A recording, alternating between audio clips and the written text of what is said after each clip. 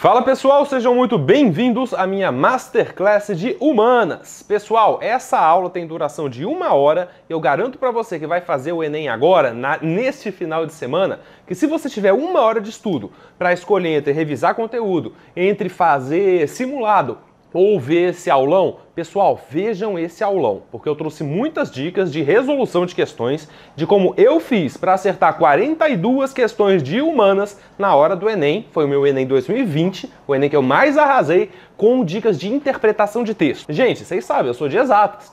Exatas era o nome do meu canal. Nunca me considerei de humanas, nunca estudei humanas a fundo, só que as humanas do Enem não são aprofundadas. As humanas do Enem são muito mais interpretativas do que propriamente de conteúdo em si. E dá para você responder muitas questões de humanas somente com interpretação, e é isso que eu quero mostrar para vocês nessa aula de 1 hora. Pessoal, esse material era um material pago do curso Mestres do Enem, mas assim como eu decidi liberar o curso Mestres do Enem para vocês gratuitamente, vai levar 1 ano para sair, mas vai sair no meu canal gratuitamente o curso Mestres do Enem, decidi que o melhor momento para liberar esse aulão na Masterclass de Humanas é agora, antes da prova de Humanas do Enem.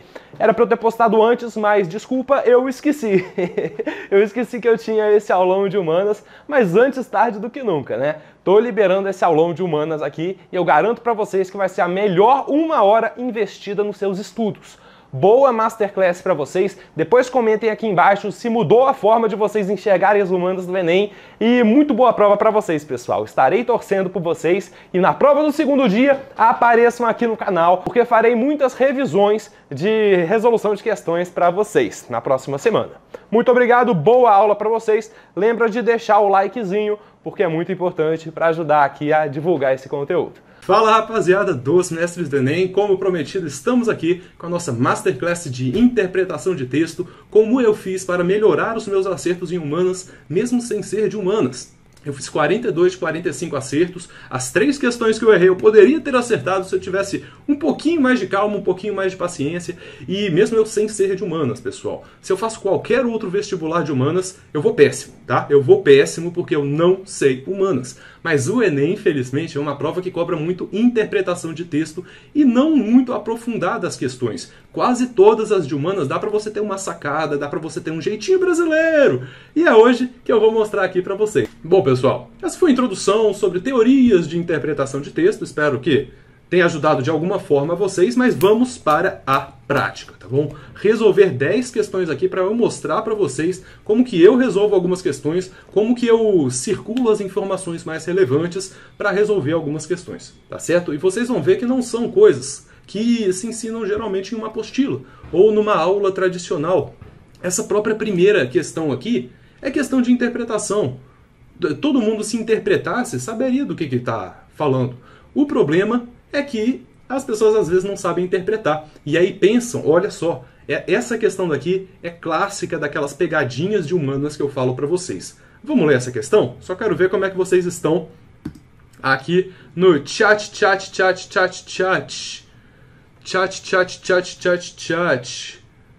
Vamos lá, galera. Está disponível nos Mestres do Enem? Não. Eu publiquei pela Editora Planeta, né? A Editora Planeta também tem a parte dela nas comissões. Eu ganho bem pouquinho por venda de livro, né? Então não poderia disponibilizar por conta própria. O que eu disponibilizei nos Mestres do Enem é tudo que eu produzi, então eu tenho o direito exclusivo de liberar como eu quiser. Por isso eu liberei todas as minhas apostilas, tá certo?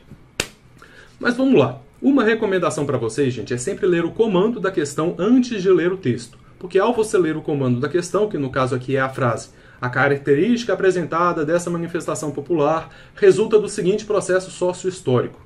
Esse é o comando. Leiam isso antes de lerem o texto, porque vocês já começam a ter algumas sacadas.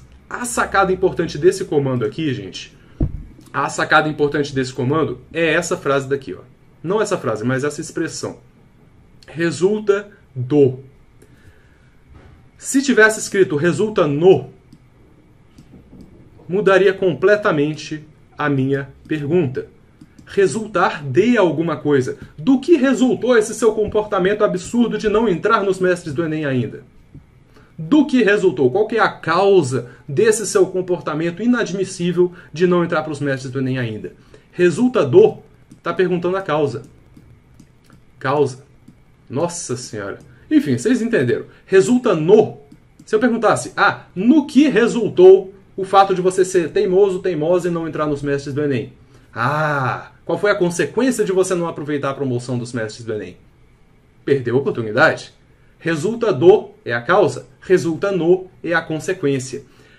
E essa questão é tão malvada, mas tão malvada, que a letra A,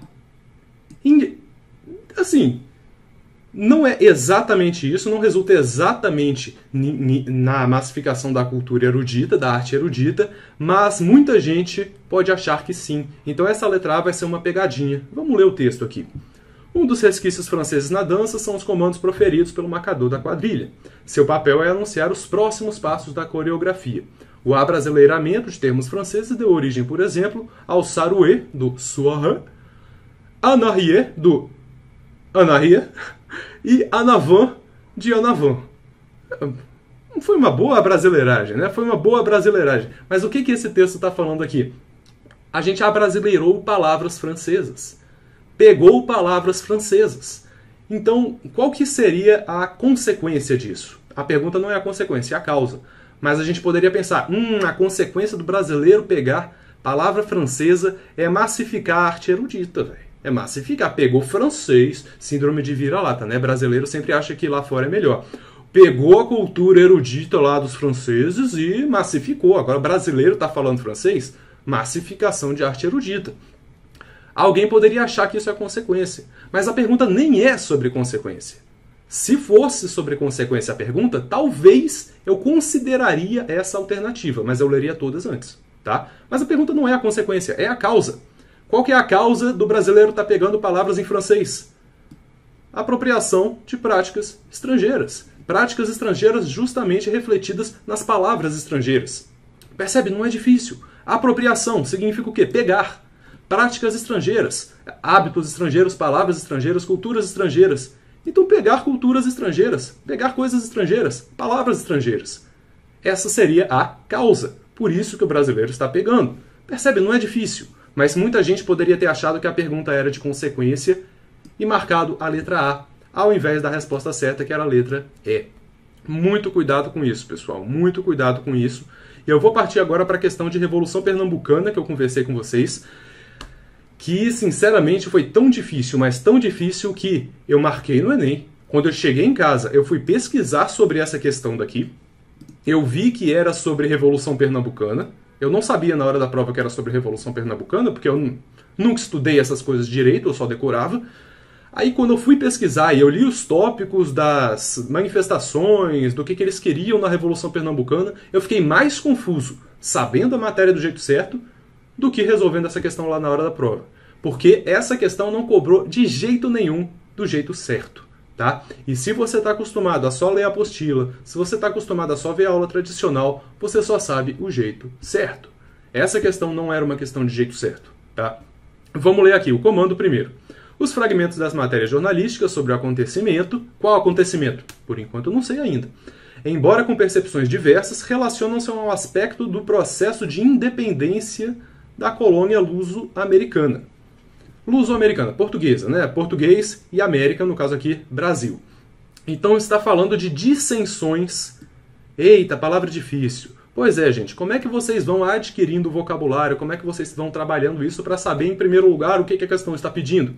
Muita leitura, muita leitura, muita leitura. Não entendeu uma palavra do livro que você está lendo? Vai no dicionário ou pesquisa na internet mesmo. Tanto faz, desde que você não deixe palavras sem significado. Entenda o que está falando. Dissensões, caso você não soubesse o significado, você poderia tentar pensar em outras palavras que começam com di, com esse prefixo di, talvez divergente, divergência. O que esse di está sugerindo na palavra divergência? Separação, né? Enfrentamento, confrontamento, separação. Dissensão é exatamente isso. É disputa de ideias, né? Discórdia, as pessoas estão discordando. Dissensões têm a ver com isso. Então a gente já sabe que nesse texto alguém vai estar concordando com alguma coisa e alguém vai estar concordando com outra. Basicamente é essa a ideia. E se você ler o texto, olha só, está falando do movimento em Pernambuco, tal. O Correio Brasiliense apontou para o fato de ser a comoção no Brasil motivada por um descontentamento geral, não por maquinações de alguns indivíduos. Então, esse movimento de Pernambuco, de novo, na hora do Enem, não sabia do que se tratava. Para mim era só um movimento em Pernambuco, não associei com a Revolução Pernambucana, mas eu sabia que o Correio Brasiliense, jornal, né, Correio Brasiliense, estava dizendo que era geral, esse movimento é de todo mundo, é do povo. É o que o Correio Brasiliense falou. Agora a Gazeta do Rio, um jornal de outro estado. A Gazeta do Rio considerou o movimento como um pontual desvio da norma, uma mancha nas páginas da história portuguesa. Então a Gazeta do Rio está um pouco mais tendendo lá para o lado dos portugueses, né? Enquanto o Correio Brasiliense está mais dizendo, não, é o povo todo que quer esse movimento, é o povo todo que quer a independência da colônia luso-americana. Então o que está rolando aqui? Um jornal de Brasília, Correio Brasiliense, está dizendo que não, é para separar mesmo, dane-se Portugal. E a Gazeta do Rio está dizendo, ó, esse movimentinho aí, não, Portugal, grande, forte, sempre. É essa a disputa. E a resposta, pessoal, a resposta certa seria a letra B de bola.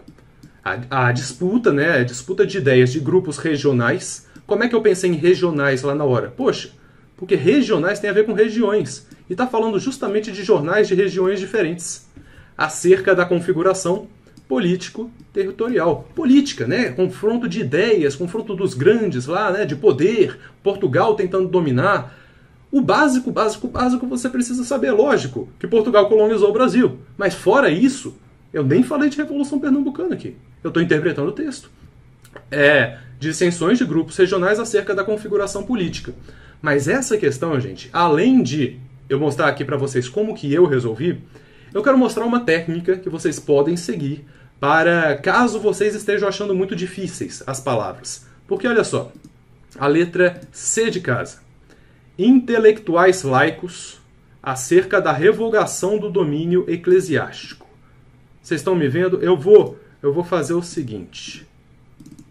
Eu vou fazer assim. Pronto, olha só, eu tô quase que tô embaixinho assim, mas vocês estão me vendo. Depois eu volto pro normal. Caso vocês... Olha, que difícil, velho. Intelectuais laicos acerca da revogação do domínio eclesiástico. Troca as palavras. Troca as palavras. O que são intelectuais laicos? Vamos lá, vamos pensar em um sinônimo para intelectuais laicos. Intelectuais, nerds. Ótimo. Laicos, ateus. Não é a mesma coisa, mas vamos lá. Nerds ateus acerca da revogação do domínio eclesiástico. Domínio eclesiástico é da igreja, né? Nerds ateus contra o padre Fábio de Mello. Pronto! Não está muito mais simples? Nerds ateus contra o padre Fábio de Mello. Faz sentido essa explicação? Não faz. O padre Fábio de Mello é muito top. Ele canta. Não pode ser a letra C então, pessoal. Brincando, né? Mas, tipo, se você muda, nerds ateus, eu tô de sacanagem aqui. Mas, se você troca para palavras que você mais conhece, nerds ateus contra domingo da igreja, por exemplo. O texto tá falando de nerds ateus? Não tá falando dos nerds ateus. O texto tá falando da igreja? Não tá falando aqui, não tá falando muito da igreja. A gente tá falando de independência. Então, não faz muito sentido, entendeu? Você começa a pensar, não. Caso você veja as palavras muito difíceis, caso você faça isso, troca por outras palavras, pessoal. Troca por outras palavras que fica muito mais interessante e mais fácil de você visualizar. Olha só, elites locais acerca da ordenação do monopólio fundiário. Pensa assim, galera ricaça querendo monopolizar as coisas tudo. Pensa assim, pensa na sua cabeça de um jeito mais lógico, de um jeito mais simples. Porque vão vir palavras difíceis no Enem e eu te garanto que se você lê muito, se você trabalha bastante isso, você vai saber o significado das palavras individuais. Só que quando colocar tudo junto, pode ficar confuso para você. Então troca por outras palavras. Simples assim, tá bom? Essa é a minha sugestão para vocês. Vocês gostaram dos nerds ateus, né? Se fosse contra o outro aí... Padre Fábio de Mello, tadinho do Padre Fábio de Mello, gente. Fábio de Mello é sensacional. Na verdade eu não acompanho ele não, mas todo mundo gosta. Não tem como não gostar. Como é que os nerds ateus não vão gostar do Fábio de Mello? Próxima questão, pessoal. Próxima questão, deixa eu ver como é que vocês estão vendo. Já temos 1.500 pessoas assistindo, sejam muito bem-vindos. Lembre-se de deixar o like, tá bom, pessoal? Vi que aqui só tem 1.000 likes por enquanto. senta-te o likezão aqui, porque quero ver esse número crescer. Quero ver esse número crescer. Deixa eu ver aqui. Parece contigo, dizem que eu pareço o Padre Fábio de Mello. Pois é, dizem que eu pareço o Padre Fábio de Mello. Mas então tá, vamos resolver mais uma questão. Essa questão daqui é para provar esse meu ponto. Quanto de humanas vocês devem estudar, tá? Então vamos para essa questão. Escrito na década de 70, sempre leia o comando primeiro. Escrito na década de 70, o texto considera a participação da América Latina na Divisão Internacional do Trabalho, marcada pela... Beleza, tá falando da Divisão Internacional do Trabalho. Vocês sabem o que é isso? Não precisa saber a fundo, mas pelo próprio texto você já consegue deduzir um pouco, né? Alguns países são mais especializados em coisas mais básicas, outros países são responsáveis por tecnologia de ponta. Isso é base. Isso é base. Você vê no jornal isso. Não é nem uma aula de 2 horas de humanas que você vai aprender. Isso é conhecimento de mundo, coisas que você vai adquirindo sabendo de atualidades, né? Então vamos lá. A Divisão Internacional do Trabalho significa que alguns países se especializam em ganhar e outros em perder. Nossa comarca no mundo, que hoje chamamos de América Latina, foi precoce. Especializou-se em perder desde os remotos tempos em que os europeus do Renascimento se aventuraram pelos mares e lhes cravaram os dentes na garganta. Ah, Humberto, os portugueses eram vampiros? Eles mordiam a garganta da galera aí? Metáfora, gente, metáfora. Com vocês lendo mais, vocês vão se adaptando a essas figuras de linguagem. Passaram-se os séculos e a América Latina aprimorou suas funções. Opa, o Brian tá me mandando mensagem aqui, deixa eu ver se tá com algum problema, pessoal. Perguntando no chat se o Mestres do Enem já é para quem tem uma base em exatas. Tanto para quem não tem base, quanto para quem já tem base, pessoal, tá certo? O curso Mestres do Enem parte da base até o avançado. Se vocês não têm uma base, vamos construir a sua base antes de avançar. Caso você já tenha uma base, mas estagnou, vamos reconstruir a sua base para você não estagnar mais, para você avançar ainda mais, beleza? Mas a ideia é a seguinte, vamos voltar aqui. Estava falando da divisão, que a América Latina estava sujeita ao domínio aqui, né? Falou dos europeus do Renascimento. E vem cá, eu te pergunto. A base da base. O Brasil foi colonizado... Ah, eu esqueci de me voltar aqui para cima, gente. Não. Por que vocês não me avisaram? Voltei, galera. Tava afogado aqui, A base da base o Brasil foi colônia de exploração de Portugal. Isso você precisa saber, tá? O nome da Masterclass é Como eu tirei 42 de 45 em Humanas sem estudar. E sim, desde que eu saí do ensino médio, eu não estudei Humanas. Eu não passei um dia lendo apostila, vendo aula assim mais aprofundado, não fiz isso, tá? Mas isso, da base, Portugal dominou o Brasil, os europeus fizeram colônia de exploração lá na América Latina, isso é o básico, tá? Isso você precisa saber para você conseguir resolver alguma questão, qualquer uma. Tá? Divisão Internacional do Trabalho marcada pela produção inovadora de padrões de tecnologia? Nem faz sentido, né? Nem faz sentido. Disse que era para perder e perder mesmo. Superação do caráter agroexportador? Também não, porque diz que aprimorou as suas funções de perder. Ah, olha só, isso daqui poderia ter confundido. Alguém poderia ter lido aprimorou suas funções e pensado o seguinte, pô, melhorou, né? Melhorou a América Latina, então superou o caráter agroexportador. Mas esse texto aqui não está dizendo que aprimorou para melhor. Está dizendo que aprimorou a parte ruim. Está dizendo que aprimorou o sofrimento. Então não faz sentido ser a letra B também. Percebe? Se você não lê com muita atenção, você passa o olho, você associaria esse aprimorou suas funções com superação paulatina do caráter agroexportador. Nossa, eu não tinha parado para pensar nisso. Mas a resposta certa, gente, deixa eu ver aqui, saberes tradicionais, aqui ó. A resposta certa é a letra C, é o básico do básico do básico. Apropriação, o que é apropriação? Tomar. Imperialista, do império, o império vai lá e te toma. É do período do imperialismo, né, de colônias de exploração e tudo mais. Imperialista remete a isso. Recursos territoriais, recursos da terra, né? Então a resposta certa é a letra C de casa, gente. Mas percebe como a interpretação é essencial para você não ler um trechinho e achar que interpretou certo quando na verdade aquele trechinho, esse trechinho aqui, significa justamente o oposto? Muito cuidado com a interpretação, gente. Muito cuidado com a interpretação. Galera, 1.500 pessoas, sejam muito bem-vindos, barra-vindas a todos, pessoal. Ao final da live eu vou falar dos mestres do Enem, tá bom? Fala da promoção dos mestres, mas por enquanto vamos continuar resolvendo questões aqui. Quanto de humanas vocês devem estudar? Querem estudar humanas? Vai em frente, véio. Vai em frente. Partiu estudar humanas. É importantíssimo você saber os fundamentos, como, por exemplo, Portugal dominou o Brasil, tá? Isso é um fundamento. Mas cuidado com o esforço inútil. A gente falou muito de esforço inútil na nossa live das minhas notas e planejamento estratégico para o Enem. Esforço inútil é você achar que precisa estudar muito mais do que na verdade precisa. Esforço inútil em exatas, falei lá na nossa live, esforço inútil em exatas é você só fazer um monte de exercício sem antes dar um passo atrás e reconfigurar a sua base, sem trabalhar a sua interpretação de texto. Isso é esforço inútil em exatas. E esforço inútil em humanas é você, às vezes, estudar a fundo todos os detalhes do domínio português, todos os nomes das capitanias hereditárias. Não vai cair isso no Enem, e se cair sobre capitanias hereditárias específicas, ou você mata com interpretação, ou vai ser uma questão muito difícil, que pela TRI vai valer menos. Então, cuidado, pessoal. Não estou dizendo para vocês aqui negligenciarem nada, mas eu estou dizendo para vocês, como é que se diz? Valorizarem um pouco mais o tempo de vocês. Antes de vocês irem para o aprofundado em humanas, só vão para o aprofundado de verdade depois de saberem minimamente a base, tá bom? Portugal dominou o Brasil, beleza. Já dava para você ter matado 2 questões do Enem 2020, se você soubesse que Portugal dominou o Brasil. Só isso, tá? Você não precisa de tanto para mandar bem no Enem. Claro que seria legal saber tudo de humanas. Seria ótimo, ainda mais se você vai fazer um curso de humanas na faculdade e entrou aqui nos mestres do Enem porque você é de humanas e quer aprender exatas. Beleza, nosso trabalho vai ser ajudar você em exatas aqui. Mas para o Enem, não precisa saber tão a fundo de humanas, tá? Não precisa saber tão a fundo de natureza e de matemática também não. Claro que no curso a gente cobre tudo que importa até o Enem, mas você não precisa de tanto. Não precisa de tanto para mandar bem no Enem.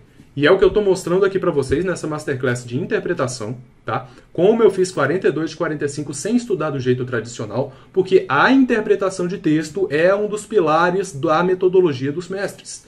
A interpretação de texto, eu sei como ela é importante e eu estou mostrando porque com essa quantidade de acertos sem ser de humanas, véi, é difícil chegar a isso. É difícil. Por isso eu estou mostrando para vocês por meio da interpretação, para acertar questões que às vezes vocês não saberiam resolver, tá? Então sim, saibam humanas, saibam os fundamentos primeiro, para depois, caso tenham tempo, partir para o avançado, tá bom? Sabe, curso de interpretação de texto não conheço, Dani, não conheço curso específico de interpretação, mas como lá nos mestres, um dos pilares em a interpretação está entremeado em todas as aulas. Está entremeado, não vai ter uma aula específica de interpretação, essa Masterclass não deixa de ser isso, né? Mas eu não acho que precisaria de um curso de interpretação. Você trabalha a sua interpretação sozinha, lendo mais textos, lendo textos diferentes, tendo paciência para ler, reler mais uma vez, procurando o significado de palavras que você não conhece. Eu, sinceramente, não acho que precisaria de um curso de humanas. De humanas não, de interpretação de texto, tá? Gente, essa playlist aqui é muito legal, sempre recomendo ela, e tá na descrição aqui do vídeo, da live, caso vocês estejam vendo a gravação hoje no YouTube. Lembrando que não vai ficar salvo até amanhã, hoje eu vou tirar e vai ser conteúdo exclusivo dos mestres. Na descrição aqui, gente, tem essa playlist muito legal, de história feita por bonecos. Eu sempre recomendo essa playlist para vocês, porque sempre que eu vou fazer o Enem, eu vejo pelo menos alguns vídeos dessa playlist aqui. Esse ano eu não consegui, mas eu sempre via. E é muito legal porque é a história de fantochinhos contando a história do Brasil. Eles pegam justamente os fundamentos. Eles não vão fazer um videozinho de 13 minutos falando do nome de cada uma das capitanias hereditárias. Eles vão falar o contexto geral. E para o Enem o contexto geral já ajuda muito. Esses teatros aqui de bonecos, eu já resolvi muitas questões de humanas só porque eu lembrei do que estava acontecendo no episódio, por exemplo, do Ciclo do Ouro. Teve um episódio do Ciclo do Ouro. Aí eu associei e consegui resolver questão lá na hora do Enem. É muito legal, gente. É muito legal. Eu gosto de ler a fonte do texto de apoio. Uma das questões, eu acho que é a próxima já. Não. A terceira questão de agora em diante vai ser sobre ler a fonte do texto. E dava para você matar uma questão assim. Mas vamos lá. Vamos lá. Vamos beber?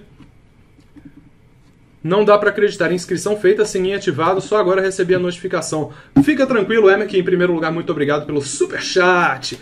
Porque justamente por essa questão, né, às vezes não notificar a tempo, eu vou deixar a live salva até hoje à noite, tá bom? Então vai dar tempo de todo mundo assistir hoje a nossa live. Obrigado pelo superchat, Vamos lá. Segundo o autor, qual que é a origem do conhecimento humano? Aí você já leu, opa, David Hume. Alguém aí conhece David Hume? Eu já ouvi de nome, já estudei sobre ele, mas eu não lembrava em que contexto histórico que ele era. Vamos ler o texto aqui e ver se a gente consegue deduzir alguma coisa?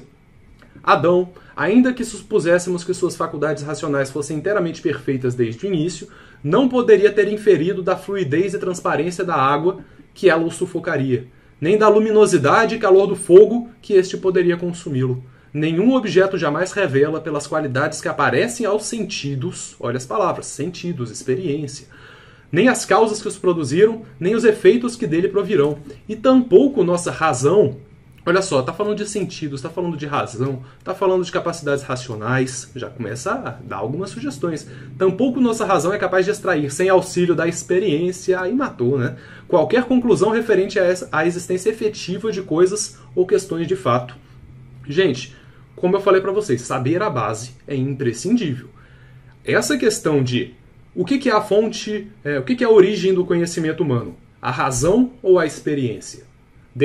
René Descartes com racionalismo ou empirismo? Eu não lembro de nome de empiristas, mas no caso aqui, como o David Hume está defendendo isso, David Hume é empirista, né? Essa questão de razão versus experiência, você não precisava saber detalhes da vida de cada um dos racionalistas, detalhes da vida de cada um dos empiristas para matar. Só de você saber a base, que existiu em algum momento da história a dicotomia entre racionalistas e empiristas, racionalistas dizendo penso, logo existo, Descartes, lembra? Dizendo que é a razão, o pensamento, a fonte do conhecimento verdadeiro, e os empiristas dizendo não, tem que fazer experimentos, tem que ver na prática, eu tenho que sentir com sentido, senão não é realidade. Esse tipo, calma aí, pessoal, calma aí, tá meio escuro, acho que não, né? Tá bom, beleza. Então, essa base é importante, para vocês saberem do que se trata. E a pergunta é justamente sobre isso. Teve duas questões de racionalismo e empirismo no Enem 2020. Qual que é a origem do conhecimento? Ele está justamente falando, pô, a razão não dá para deduzir tanta coisa. É a experiência que dá para a gente deduzir, dá para a gente aprender. Então a resposta certa é a vivência dos fenômenos do mundo. Experienciar as coisas do mundo. Não é a potência inata da mente. Olha só, eles colocaram a letra A justamente o contrário. Porque pensa o seguinte, se a pergunta fosse, ao invés da origem do conhecimento, a pergunta fosse, que tipo de pensamento o autor combate? Se a pergunta fosse, o que o David Hume está combatendo? Qual ideia ele está combatendo? Ele está combatendo, talvez, essa potência inata da mente, porque ele combatia o empirismo, criticava o racionalismo, dizendo, não, velho, não dá para tirar tudo da cabeça, tem que sentir, tem que experienciar. Se a pergunta fosse o que ele está combatendo, a letra A até poderia ser. Mas a pergunta é o que ele está defendendo. Ele está defendendo a vivência como origem do conhecimento humano. Isso é a base. Saber de racionalismo versus empirismo, não mais do que a base. Tá? É importante você saber mais do que a base? Fique à vontade. Mas se você tem pouco tempo para o Enem, é a base que importa. Tá? De verdade, é a base que importa. Eu não sei nada. Não sabia nem que era a Revolução Pernambucana, velho. Eu nunca estudei a fundo, eu só decorava, eu sempre fui de exatas. Tá? Então, para o Enem, a base e interpretação de texto já mata muito. Tá? Para qualquer outro vestibular, você precisa saber. Você precisa saber. Vai fazer FUVEST, tem até questão discursiva em FUVEST. Eu não sou a pessoa para ensinar humanas para vocês. Tem muita gente que fala, bota humanas nos mestres do Enem. Não saberia, de jeito nenhum. Tá? Tô ensinando o que eu sei aqui. E eu sei interpretar. Eu sei interpretar, estou passando aqui para vocês formas. Aqui, esse daqui é o jeitinho brasileiro, que era para eu ter acertado essa questão, tá? Essa foi uma das que eu errei. Eu errei só 3 questões de humanas. 2 foram só por completa bobagem mesmo, tá? Desatenção. Não caberia nem eu trazer aqui para vocês, porque não teria nenhum ensinamento a tirar delas. Mas dessa questão aqui, tem ensinamento para tirar. E eu vou mostrar para vocês aqui agora. Deixa eu ver como é que vocês estão. O povo tá escutando muito rap. Muito rap. O pessoal tá dizendo letra E. O pessoal está dizendo letra E. Não é letra E, pessoal. Não é letra E. A resposta certa... Não, vamos lá primeiro. Os aspectos físicos apresentados originam-se da atuação da força natural de... Aí você vai ter que ler um mapa. Eita, Oceano Índico. Olha quantas informações. Oceano Índico, África, Ásia, vulcões.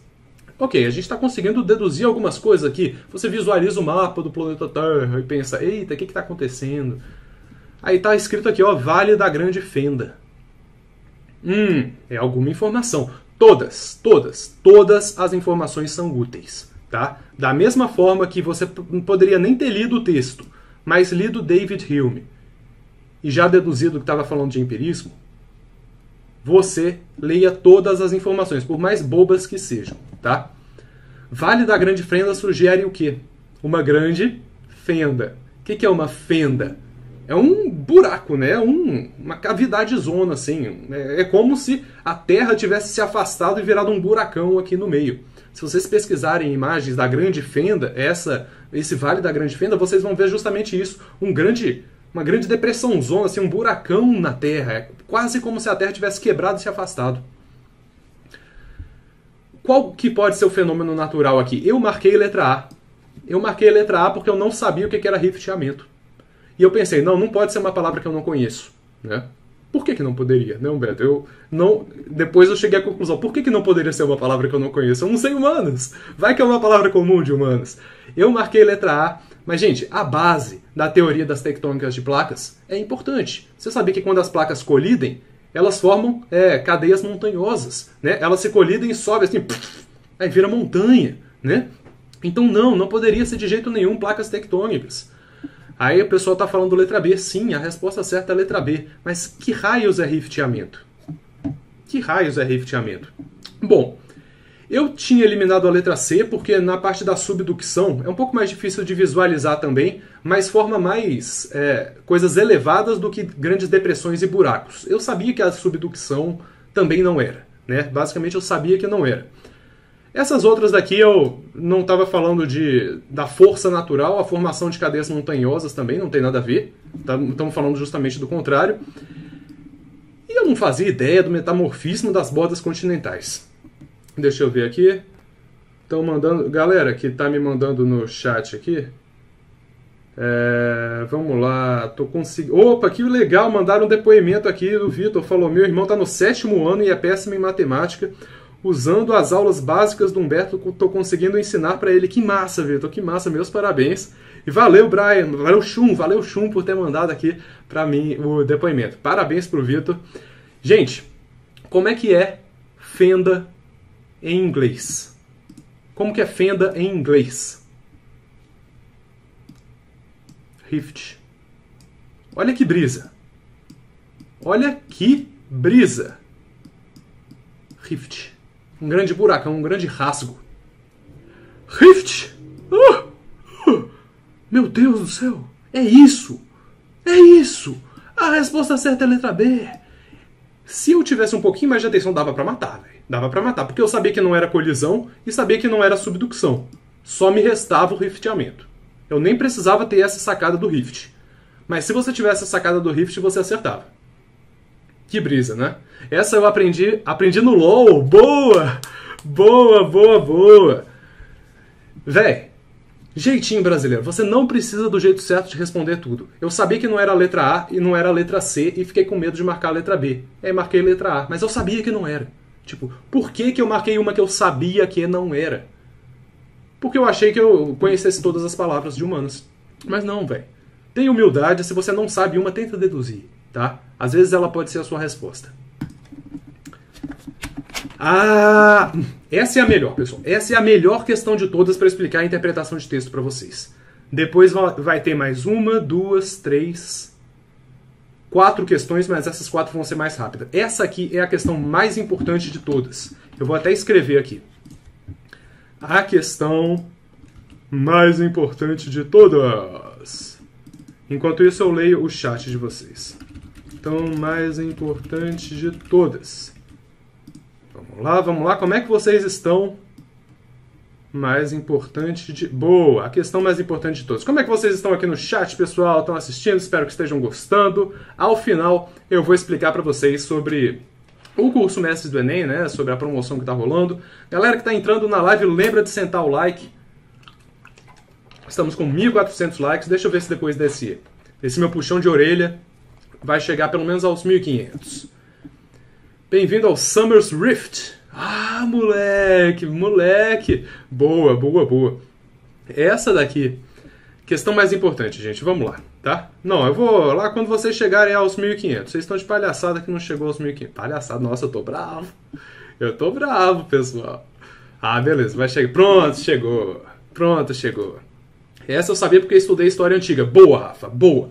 Vou pegar o exemplo do Rafa aqui. Valeu pelo depoimento, Rafa. Olha, ele falou que estudou história antiga. Muito bom, tá? Não estou criticando quem estuda a fundo. Na verdade, eu acho que quem tem tempo para estudar a fundo é até melhor do que dar esses jeitinhos brasileiros, tá? Mas para quem tem pouco tempo, para quem não consegue estudar a fundo história antiga, como o grande Rafa, valeu, Rafa, pela participação, falou aqui, dá para você ter muita sacada. E esse daqui foi a melhor para eu explicar a interpretação. Então vamos lá. Sem mais delongas, o acontecimento histórico mencionado no texto de Salústio, não sei quem é, datado de 1º a.C., não sei o contexto histórico, manteve correspondência com o processo de. Não sei o que rolou em 1º a.C., não sei quem é Salústio, não sei o que é a conjuração de Catilina. Catilina é o quê? É o meu sistema operacional? Não, ele é Catalina, né? Mas, sei lá. E a Guerra de Jugurta, também não sei quem é Jugurta, né? Ou se é um lugar, não faço ideia. Mas vamos ler o texto. Com efeito, até a destruição de Cartago, o povo e o Senado romano governavam a república em harmonia e sem paixão, sem exageros, vamos colocar assim. Eles usam a palavra paixão às vezes para isso. Não paixão de amor, não paixão que vocês têm pelos mestres do Enem. Paixão, isso de sentimentos exagerados, às vezes usam como sinônimo. E não havia entre os cidadãos luta por glória ou dominação. O medo do inimigo mantinha a cidade no cumprimento do dever. Mas, percebe, essa primeira parte do texto aqui está falando uma coisa. A continuação vai ser justamente o oposto, e é o mas que sugere essa ideia. Tava rolando um negócio, não governava com paixões, não tinha luta por glória ou dominação. Mas, assim que o medo desapareceu dos espíritos, introduziram-se os males, o mal, pelos quais a prosperidade tem predileção, isto é, a libertinagem e o orgulho. Esse texto é difícil, mas esse mas te dá muitas ideias. Esse mas está dizendo que antes, ou seja, até a destruição de Cartago, antes da destruição de Cartago, o que estava acontecendo? Vivia em harmonia, sem paixões, não havia luta por glória e dominação, medo do inimigo. Olha só, palavra importante, medo do inimigo, antes da destruição de Cartago. Mas, depois da destruição de Cartago, o medo desapareceu. Que medo? O medo do inimigo. Tá percebendo onde que eu quero chegar? Antes da destruição de uma cidade, tinha medo do inimigo. Depois da destruição da cidade, não tem mais medo do inimigo. Por quê? Porque destruiu o inimigo. Como é que se destrói o inimigo? Guerra. E o que tem guerra a ver? Guerra tem a ver com demarcação das terras públicas, por exemplo? Vou demarcar a terra pública aqui, vou guerrear por causa disso. Poderia até ser a gente imaginar algum contexto que teve uma guerra por demarcação de terras públicas, imposição de escravidão por dívidas. Não tem tanto a ver com medo do inimigo desaparecer depois da destruição de uma cidade. A resposta certa, gente, é a letra E. Expansão das fronteiras extrapeninsulares. Expansão das fronteiras tem a ver com o quê? Com conquistar mais terras, com conquistar mais lugares, com derrotar o inimigo. E é exatamente essa a resposta. Resposta certa, a letra E. É importantíssimo você interpretar. Olha só, eu sublinhei aqui as coisas mais importantes. O mas sugere uma quebra, sugere um rompimento de antes e depois. Antes, Cartago ainda existia, tinha medo do inimigo. Depois da destruição de Cartago, o medo desapareceu. E é isso que você deve considerar, gente. Não precisava, como o Rafa, ter estudado história antiga. Mas, claro que seria bom, né? Seria o ideal você ter tempo de tudo, mas você consegue deduzir a partir só da interpretação. Não faço ideia de quem seja Salústio, não faço ideia do contexto histórico, tá? Então, leia com atenção. Sempre vai ter alguma informação implícita no texto, que não está escrita porque é implícita, que dá para você deduzir. tá? Sempre, sempre, sempre. Como informações implícitas aqui. Vou responder essa de informações implícitas, depois vou voltar para uma questão anterior. Não sei se vocês perceberam, mas eu estava seguindo uma ordem, né? A ordem das questões da minha prova. Mas essa de informações implícitas é mais importante, tá? Vamos lá, pessoal. Vamos encerrar aqui. Faltam mais 3 questões. O modelo de planejamento urbano problematizado no texto é marcado por, ou pela, planejamento urbano. Vamos ler esse texto aqui? Vamos. O planejamento deixou de controlar o crescimento urbano e passou a encorajá-lo por todos os meios possíveis e imagináveis. Encorajar o crescimento urbano. Cidades. A nova mensagem soou em alto e bom som. Eram máquinas de produzir riquezas. Se você tiver com dificuldade de ler o texto, tenta ler com mais pausa. Tenta respirar um pouco mais na vírgula. Ao invés de cidades, a nova mensagem soou em alto e bom som. Eram máquinas de produzir riquezas. Tenta cantar para você mesmo. Quase canta a frase que você faz mais entonações. Cidades. A nova mensagem soou em alto e bom som. Eram máquinas de produzir riquezas. O primeiro e principal objetivo do planejamento devia ser o de azeitar a máquina. Vai lendo com pausa, vai lendo devagar, que você deduz muito mais do que o planejamento deixou de... Ah, Humberto, mas é leitura dinâmica. Leitura dinâmica é uma coisa, fazer besteira é outra. Sendo sincero aqui, são coisas diferentes. Essa questão daqui, gente, tem coisa explícita. O que é informação explícita? Cidades eram máquinas de produzir riquezas. Essa é a informação explícita. Né? O principal objetivo... Olha só, eu posso até arriscar isso daqui. A nova mensagem soou em alto e bom som. Olha que informação desnecessária. Dá pra gente ler. Cidades eram máquinas de produzir riquezas. O primeiro e o principal objetivo, olha só, mais uma informação explícita, do planejamento devia ser o de azeitar a máquina. Ou seja, né, produzir riquezas. Qual que é a informação implícita aqui? Quando você pensa em planejamento de uma cidade, qual que é uma outra coisa que supostamente seria extremamente importante para o planejamento de uma cidade? Eu vou até perguntar no chat, não vou já responder aqui não. Não vou responder logo, eu quero ver no chat aqui vocês. Deixa eu ver aqui. Não quero ver o que vocês estão marcando, gente. Não quero ver o que vocês estão marcando. Quero ver o que vocês acham que é muito importante para uma cidade. O que é importante? Controle populacional é uma boa. Divisão de trabalho. Controlar o planejamento faz sentido. Recursos financeiros, capital, cinema, industrialização, população. População! O que é mais importante para você ter uma cidade próspera?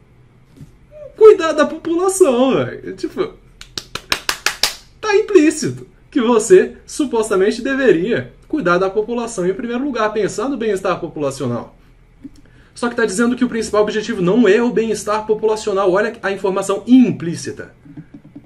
É dinheiro. É produzir riqueza. O texto está dizendo explicitamente que o objetivo principal da cidade é ganhar dinheiro. Resumindo, implicitamente ele está dizendo, não é, em primeiro lugar, o bem-estar populacional. É foco em dinheiro. O que tem a ver com isso? Construção do bem-estar social? Não, justamente o contrário. Não é o foco. O foco é a participação empresarial. O que é empresarial? Empresas com foco no lucro, com foco no crescimento, com foco nas riquezas. Então a resposta certa, gente, era a letra E. A informação implícita complementa a explícita na hora de você interpretar. Tá certo? Essa questão daqui, eu não sei quem é esse autor, eu não sei quem é esse livro, não sei, não consegui deduzir nada desse trechinho aqui do rodapé, mas eu consegui deduzir a informação implícita e a informação explícita. E eu consegui responder. Estão percebendo como é importante interpretar bem o texto para aí vocês conseguirem acertar questões sem saber a matéria? Pois é. É isso que eu estou mostrando aqui para vocês. Lembrando de novo, gente, curso Mestres do Enem é um curso de exatas, mas como interpretação de texto. É um dos 3 pilares da metodologia do curso. Sem interpretação de texto você não sai do lugar. Estou fazendo essa Masterclass aqui porque eu acertei 42 de 45 em humanas, sem ser de humanas, sem ter estudado desde o ensino médio humanas de verdade. Eu estou passando aqui para vocês, né, como usar a interpretação não só nos mestres para exatas, mas com essa Masterclass também para humanas. Espero que vocês estejam gostando, pessoal. Espero que estejam gostando porque estamos chegando ao final. Tem mais 2 questões, tem mais 3 questões. Essa daqui, gente, não é de interpretação, tá? Essa questão não é de interpretação e eu quero mostrar para vocês que existem algumas questões que vocês não vão saber resolver, tá? Essa questão daqui é muito complexa, ou você sabia ou não sabia. No caso, eu sabia, vou contar para vocês como eu sabia. Mas a pergunta era basicamente, o texto está falando, será que as coisas lhe pareceriam diferentes se de fato todas elas existissem apenas na sua mente? Se tudo que você julgasse ser o mundo externo fosse apenas um sonho ou uma alucinação gigante de que você jamais fosse despertar? E se todos vocês que estão me assistindo, na verdade, não existem? E se só eu estou sonhando tudo isso, eu estou alucinando tudo isso, mas só existo eu no mundo? Você não conseguiria me provar que eu não estou sonhando. Porque mesmo que você chegasse, Humberto, eu existo, eu não tenho como saber com certeza. Você pode ser só fruto da minha imaginação, né? Essa filosofia se chama... ou você sabe ou não sabe, véio. Ou você sabe ou não sabe. Se chama solipsismo, tá? Ou você sabe ou não sabe. Não dava para você responder, tá? Como que eu sabia? Conhecimento de mundo. Eu gosto de pensamentos brisados.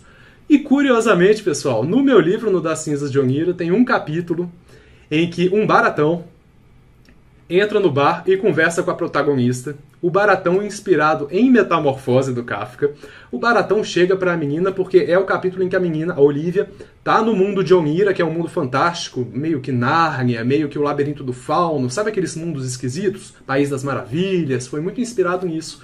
Ela tá lá e ela acha que o mundo é real. Aí chega o baratão e fala, não, nada disso é real, esse javali não é real, Onira não é real e você não é real. Só eu sou real. Aí eles têm uma discussão toda filosófica lá, tipo, o que é real, o que não é? E ela fica tentando convencer a barata, dizendo, você tá louca, baratona, eu existo. Só que a barata, não, isso tudo é um sonho, isso é só uma alucinação. E é justamente essa a pegada da história, né? Será que o mundo de Onira é real mesmo, ou será que é só uma alucinação? Então é idêntico, velho, é idêntico. E isso é coisa de conhecimento de mundo que você vai adquirindo, né? Você vai adquirindo. Muito bacana, velho, muito bacana. O Baratão de Das Cinzas de Onira. Qual o nome desse livro? Eu vou escrever, é o meu livro, gente. Eu esqueci de colocar aqui. Deixa eu colocar, porque senão... agora a gente vai partir para a penúltima questão, a questão do apelou, perdeu. A questão do apelou, perdeu. Das Cinzas de Onira. É o meu livro, rapaziada. O livro que eu citei na minha própria redação do Enem e tirei 980. Queria ter tirado 1000, nossa, eu ia ficar famoso se eu tivesse tirado 1000 citando meu próprio livro. Mas tá. Vamos partir para uma próxima. Apelou, perdeu. Apelou, ganhou. O contrário, apelou, ganhou. A live vai ficar salva só por hoje, pessoal. Depois vai ser conteúdo exclusivo dos mestres do Enem. Quem quiser participar dos mestres vai ter link aqui na descrição, tá bom? Mas ao final da live eu vou contar um pouquinho sobre o curso para vocês. Apelou, ganhou. Essa questão eu apelei e ganhei. Não sabia o jeito certo, não fazia ideia, mas apelei e ganhei. Tá? Vamos ler. Estruturas geológicas indicadas no texto. Deixa eu colocar em azulzinho, porque o fundo todo laranja, acabei de perceber que está feio, mas tá bom. As estruturas geológicas indicadas no texto são importantes economicamente para o Brasil por concentrar. Beleza, estamos falando de estruturas geológicas. Deixa eu ver como é que vocês estão. Vocês estão ótimos, pessoal. Sejam muito bem-vindos. Vamos lá. Escudos antigos ou maciços cristalinos são blocos imensos de rochas antigas. Opa, rochas, beleza. Estes escudos são constituídos por rochas cristalinas, formadas na época pré-cambriana, já embaralhou tudo, ou rochas metamórficas, material sedimentado paleozoico. Ui, sem nada. Não conheço metade dessas palavras aqui. De verdade, eu não conheço. Não sei qual foi o período paleozoico, era pré-cambriana. Não sei. Na escola eu posso até ter decorado para fazer a prova, mas depois, de verdade. Para o Enem você não precisa dessas coisas. São resistentes, estáveis, porém bastante desgastadas. Beleza. Correspondem a tantos por cento da área territorial e dividem-se em duas grandes porções. O escudo das Guianas, ou Guianas, eu não sei como é que pronuncia, norte da planície amazônica, e o escudo brasileiro, porção centro-oriental brasileira. O que tem nesses lugares? Nossa senhora, não faço ideia. Escudos antigos e cristalinos, maciços cristalinos, não faço ideia. Apelei e ganhei, tá? Qual que foi o meu raciocínio? Eu desenhei o Brasil. Esse é o Brasil, tá certo? Bonito, né? Humberto, parece um suspiro ao contrário. Parece um suspiro ao contrário. Mas é o Brasil. Hoje aqui o nosso suspiro ao contrário vai ser o Brasil. O que está falando, gente? Norte da planície amazônica e porção centro-oriental brasileira. Esses negócios esquisitos aqui estão na porção centro-oriental brasileira. Isso aqui é um centro-oriental, né? Vamos colocar assim. Isso é centro-oriental. Centro-oriente. Vamos chamar disso daqui. Planície amazônica. Onde que é a planície amazônica? Associa com a Amazônia. Por aqui, né? Por aqui. O que tem nesses dois lugares? O que tem no centro-oriental brasileiro que você consegue pensar assim de cabeça? O que me vem primeiro na cabeça quando circula essa parte daqui é Minas. Minas Gerais. Será que tem coisa de mineração lá no norte também? Tem. Tem um garimpo ilegal que está rolando lá na Amazônia, sempre rola lá na Amazônia. Garimpo, pessoal. Garimpo lá em cima, Minas aqui embaixo. O que vocês acham que essa questão está falando? Jazidas de minerais metálicos. De novo, eu marquei essa questão com certeza lá na hora da prova? Não. Poderia ser outra coisa. Poderia. Mas eu marquei com mais confiança essa. Foi a que mais me deu confiança, porque eu associei centro-oriental, beleza, tá no cantinho ali, eu penso em Minas Gerais. Lá em cima, planície amazônica, garimpo, floresta. Mas eu não penso muito em floresta. Nessa parte centro-oriental, beleza, tem até a Mata Atlântica, né? A gente poderia pensar em algo de floresta também. Mas eu estou mais confiante em jazidas de minerais metálicos. Marquei com confiança e acertei, né? Foi fácil. Jazidas já é um termo difícil. Sim, por isso que eu estou falando, pessoal. Como que vocês vão adquirir conhecimento de vocabulário? Façam muitas questões antigas do Enem. Todas as vezes que vocês virem palavras difíceis, procurem no dicionário, não deixe palavras passarem. Nossa, gente, eu vou falar isso aqui agora. Eu tinha botado no meu roteiro, só que... Descimento. Eu tinha botado no meu roteiro, só que eu esqueci de falar. Olha só, vocês estão vendo essa palavra aqui? Vocês sabem o que significa a palavra recrudescimento? No vestibular da UNB que eu fiz há muito tempo, né, quando eu fiz para entrar em Química ainda, lá no início, teve uma questão, caso vocês não saibam, o vestibular da UNB é de certo ou errado, tá? Uma errada anula uma certa. Loucura! No Enem não é assim, imagina se fosse, né? Teve uma questão de certo ou errado que usou essa palavra aqui, recrudescimento, tá? Eita, eu vi paleozoico, associei a dinossauros e marquei a de reservas de combustíveis fósseis. Pois é, o Enem é feito para te colocar essas pegadinhas. Às vezes eles colocam uma palavrinha ou outra, como aquela primeira questão que eu mostrei para vocês. A primeira não, né? A terceira aqui, se aprimorou suas funções, a pessoa poderia automaticamente associar com superar a sua posição de exportador, de agroexportador, né? Mas não, esse aprimorou suas funções dessa questão era justamente aprimorou o lado ruim, né? Essa palavra aqui, recrudescimento, significa reforço, crescimento. É uma palavra, de verdade, você olha para essa palavra e você não sabe o significado, parece mais que significa crescimento ou diminuição. Recrudescimento. Parece mais diminuição, não é? Tipo, retrogredir, retroagir. Você pensa um re, né? Esse re já te passa a ideia de que é uma diminuição. Mas recrudescimento significa aumento. E a questão da UNB usou justamente essa palavra recrudescimento. Pensa comigo. Se recrudescimento significar aumento, ela era uma questão certa. Se recrudescimento significar diminuição, era completamente errada. A pessoa que não sabe o significado de recrudescimento nem sabe por onde começar. Palavras são importantes, pessoal. Vocabulário é muito importante, tá certo? E vamos partir para a última questão aqui. Não é de interpretação essa, é uma sugestão que eu deixo para vocês aprimorarem em humanas também. Deixa eu só ver como é que vocês estão. 1.300 pessoas ainda assistindo. Bom demais, pessoal. Bom demais. Lembre-se de sentar o like. E como o SISU foi prorrogado, a promoção dos mestres do Enem também eu prorroguei para uma semana na frente. Tá? Vai ficar até o dia 23. Vocês podem esperar o resultado do SISU, mas quem não estiver esperando o resultado do SISU, eu recomendo que entrem logo, tá? Vocês não vão ganhar nada esperando até o último dia e vai correr o risco de dar algum problema, vocês não conseguirem entrar e perderem a promoção. Então o link vai estar aqui na descrição, tá certo, gente? Essa questão aqui, Montaigne, vamos ler. Montaigne deu nome para um novo gênero literário. Foi um dos primeiros a instituir na literatura moderna um espaço privado, o espaço do eu, do texto íntimo.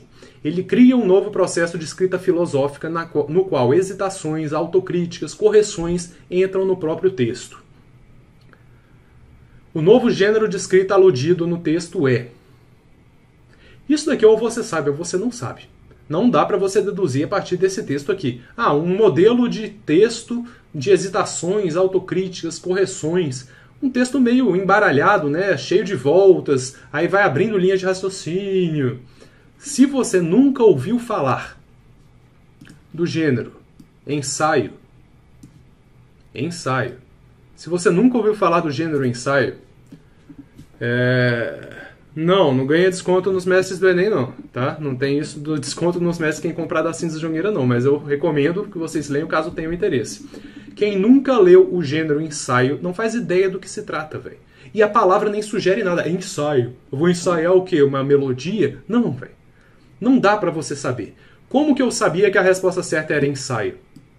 Eu não sabia que foi Montaigne que tinha criado, mas eu já tinha lido esse livro aqui, que é uma droga. Eu não gostei desse livro. Foi o único livro de ensaios que eu li na minha vida. Eu não sabia o que eram ensaios, mas é um livro muito enrolado, velho. Vocês dizem que eu enrolo? Vocês falam que eu enrolo nos meus vídeos? Leiam um ensaio de qualquer de qualquer pessoa. É embaralhado, o cara começa a falar uma coisa, depois pula pra outra, parece que o cara tá doidão. Ensaio é mais ou menos isso, velho.